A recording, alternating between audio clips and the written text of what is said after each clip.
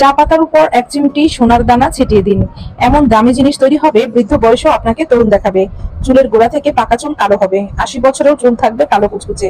চুল ঝড়ের গতিতে লম্বা হবে, চুলের গোড়াকে মজবুত করবে, মুঠো মুঠো চুল ওঠা বন্ধ হবে, টাক মাথায় চুলে চুলে ভরে যাবে, চুলের রুক্ষতা দূর করে চুলকে করবে সফট এবং সিল্কি। ম্যাজিক এই রেমেডি চুলে ব্যবহারে আপনাদের চুল এত সুন্দর হবে যে সবাই আপনাদেরকে জিজ্ঞাসা করবে আপনারা চুলে কি ব্যবহার করেছেন। আপনাদেরকে চুলের যত্নে 1000 টাকা খরচ করে আর কখনোই পার্লারে যাবার প্রয়োজন হবে না। তো খুব সহজেই ম্যাজিক এই রেমেডি কিভাবে তৈরি করছি তা দেখতে এবং জানতে হলে আমার আজকের এই ভিডিওটি সম্পূর্ণ দেখুন এবং আমার সাথে থাকুন। প্রথমেই নিয়ে নিয়েছি একটি কড়াই। এখানে আপনারা যে কোনো ধরনের কড়াই নিতে পারেন। তো কড়াইয়ের মধ্যে 1 চামচ পরিমাণ চা পাতা দিয়ে দিলাম। চা পাতা আমাদের চুলের গোড়াকে মজবুত করে, পাকা চুল কালো করতে সহায়তা করে, চুলকে সফট এবং সিল্কি করে। 1 চামচ পরিমাণ চা পাতার সাথে 1 চামচ পরিমাণ চিনি দিয়ে দিব।